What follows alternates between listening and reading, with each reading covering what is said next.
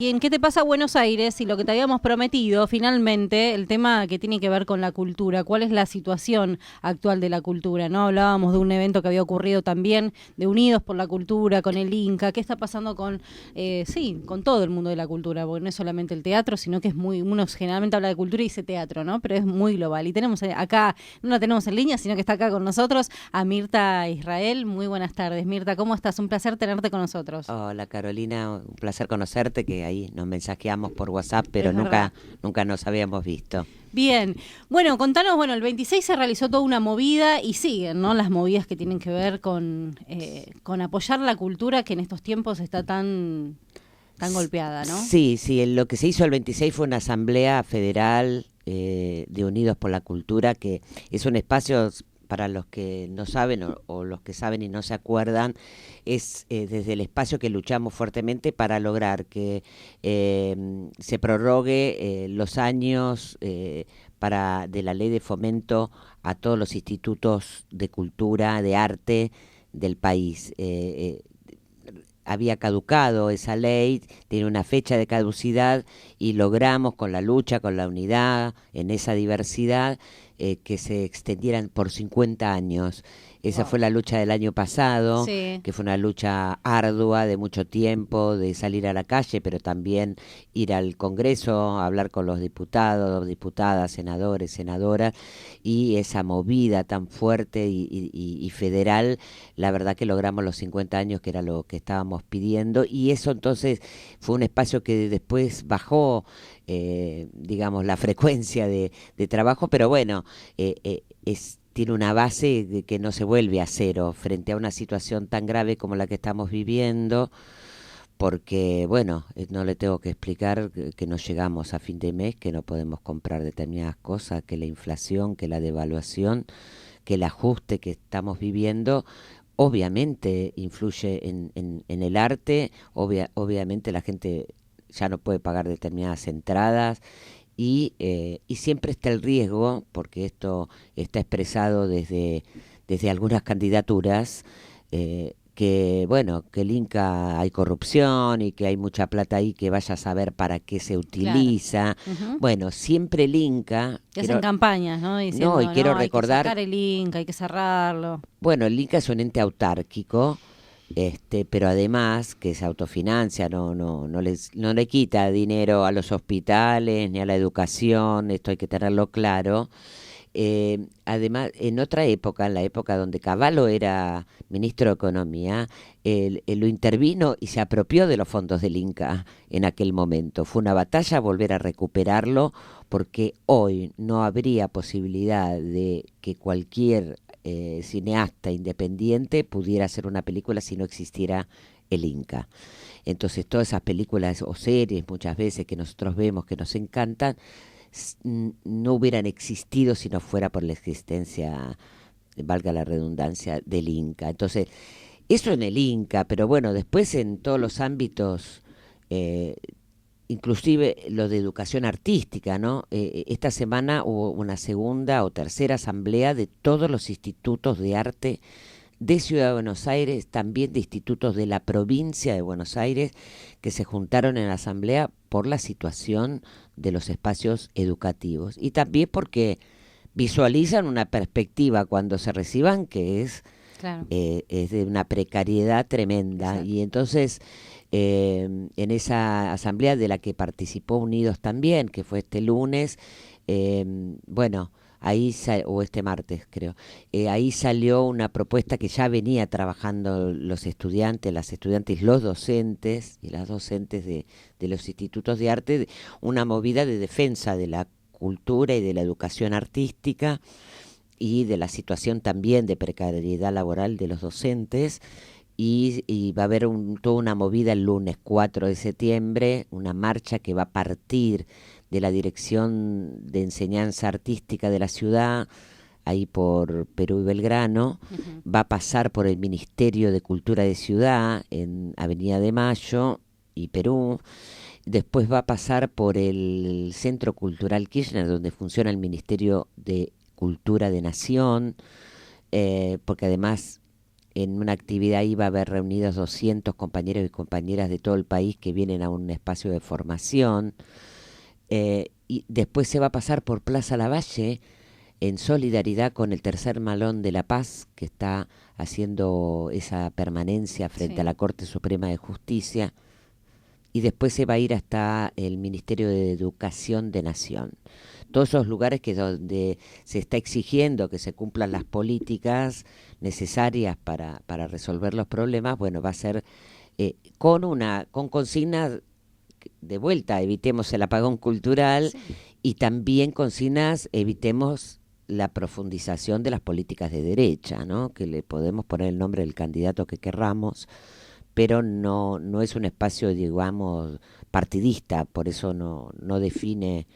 No hablamos de nombres ni de nada, pero sí decimos no queremos profundizar una política de derecha, sea por este gobierno o por otro. El que venga, claro, exactamente. Exactamente. Y entonces, y pasar por donde está el Tercer Malón de la Paz, hablando de la defensa de la cultura, para nosotros es muy importante, porque si hay quienes defienden la cultura en los territorios, la cultura entendida como algo amplio, que tiene que ver con la identidad de los pueblos originarios, los bienes comunes, los bienes de la naturaleza, el agua, ¿no? La tierra, el aire que respiramos, bueno, ahí cumplen un rol y una resistencia histórica de cientos de años los pueblos originarios. Y entonces en esta movida también incorporamos esa lucha en defensa de la cultura. Sí, vos hablabas del Malón de la Paz y venía a mente, ¿no? Todo lo que sucedió esta semana y estos días, digo, donde esa gente que fue discriminada, ¿no? También cómo dieron cátedra después cuando salieron a hablar, estoy hablando del video que se viralizó, ¿no? Por donde supuesto. se burlaron y donde cuando ellos le están hablando la movilidad, le dieron una clase magistral, o sea, esto que vos nombrabas, identidad, cultura, son aquellos que están peleando por el futuro de todos y todas nosotros, no están peleando ni siquiera por un plan, que cualquiera igual tiene derecho a pelear por un plan, esto no lo pongo en duda, pero están peleando por algo más profundo y que hace a la posibilidad de vida en el planeta directo. Y entonces me parece que y los ninguneados históricos, ¿no? Los invisibilizados históricos, y nos parece que desde el arte tenemos que aportar a esa visibilización. Vos hablás de apagón cultural, ¿no? Aclararnos un poco a los oyentes, ¿no? Quizás aquellos que se ponen a escuchar ahora, pero que, como bien lo decíamos al principio, uno lo relaciona con el teatro. Pero vos también hablabas del cine, de las películas. También nombraste los institutos terciarios, digamos. Abarca un montón de cosas. Que cuando uno dice apagón cultural, ¿qué se apaga? Y se apaga la posibilidad de la diversidad de voces y miradas en las obras de arte, ¿no? En esta circunstancia con digamos, la dificultad para producir cualquier espectáculo, cualquier obra, desde lo audiovisual hasta lo teatral o lo musical, bueno, eso implica un nivel de inversión y de gasto que en general los artistas nos autogestionamos y cada vez es más dificultoso. Pensemos los teatros independientes, sobre todo los que alquilan los espacios, lo que les cuesta sostener los lugares, ¿no? Y los subsidios no han crecido, no se han abierto más subsidios o ampliado. Y entonces el riesgo siempre es eso, que se apague la cultura, que tengamos que bajar la persiana, apagar la luz. Y claro, va a existir la opción de hacer teatro callejero, como hoy me comentaba, están haciendo algunos, que es pero algo que siempre existió, ¿no? Que es algo que siempre existió, que ha sido una elección, que hay todo un sector que vive del teatro callejero desde hace muchísimos años. Por elección. Por elección, que no es caer bajo hacer teatro callejero, es una forma más de unir el arte al pueblo y llevar el arte a donde está, porque bueno, los estados no llevan el arte a donde está el pueblo. El Teatro San Martín, el complejo Teatro San Martín podría tener una pata o dos donde lleve el teatro a los barrios, pero no lo hace, no lo hace por decisión política, no porque no tuviera la ciudad la estructura para hacerlo o la posibilidad económica de hacerlo, siendo el municipio que más recauda en todo el país. Entonces, quienes promovemos la cultura en los barrios, en las plazas, somos los artistas callejeros. Y digo somos porque yo me inicié como artista callejera y ahora si no lo hago también es por elección, porque implica una energía distinta estar en la calle, pero no siento que ir a hacer teatro a la calle es caer en la último escalón de la historia, ¿no? Me parece que es de alguna manera un ningunear y un insultar al que sí ha tomado ese camino como elección. Me lo hiciste reflexionar vos antes del aire, no lo había interpretado de esa forma, pero ¿te acordás de la clásica frase caen en la universidad o caen en la escuela pública, perdón? Exacto. Y lo llevo a eso, ¿no? Cayó en la calle. Sí, después hablas con esos que defienden ahí la privatización de la educación, pero están estudiando en una universidad pública y dicen, bueno, sí, tiene mucho prestigio. Ah, bueno, entonces, ¿qué querés privatizar? Claro. Entonces, como decía, no sé, creo que Rechimusi le decía, sos un planero, le decía a uno.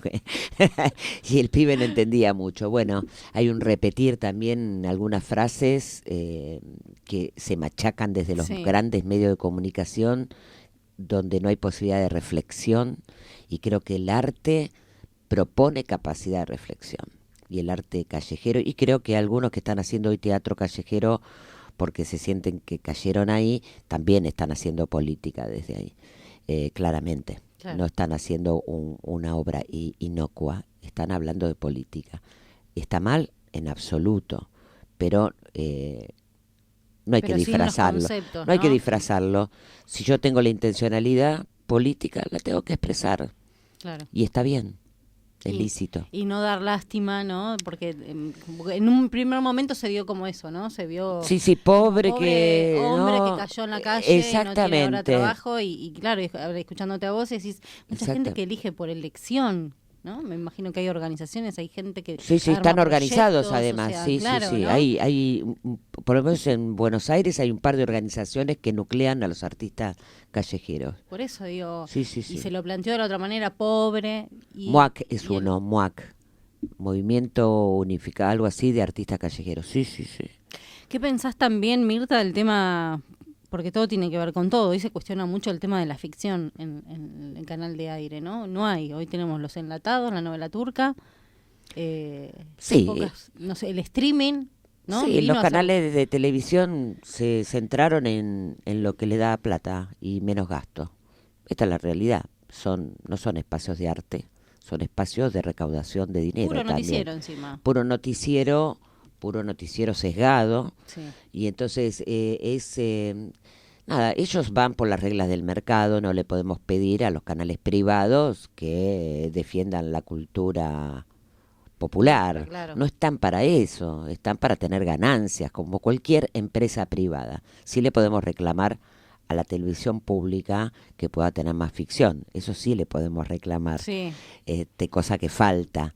Está faltando, es verdad. Está TV faltando. Pública siempre tuvo lindas ficciones, muy lindos. Inclusive tiene los estudios, tiene los trabajadores, las trabajadoras, pero también se la pasan cocinando cosas ahí, ¿no es cierto? Sí. Entonces, al Estado sí le puedo reclamar, porque yo pago mis impuestos, y entonces y elijo a los diputados, diputadas, y entonces sí le podemos reclamar que profundice en trabajo para...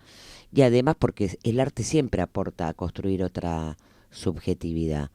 Y ahí hay una pata floja, y por lo tanto hay una pata floja también desde los gremios que no exigen al Estado que se comprometa a construir espacios de ficción en la televisión pública o en la radio.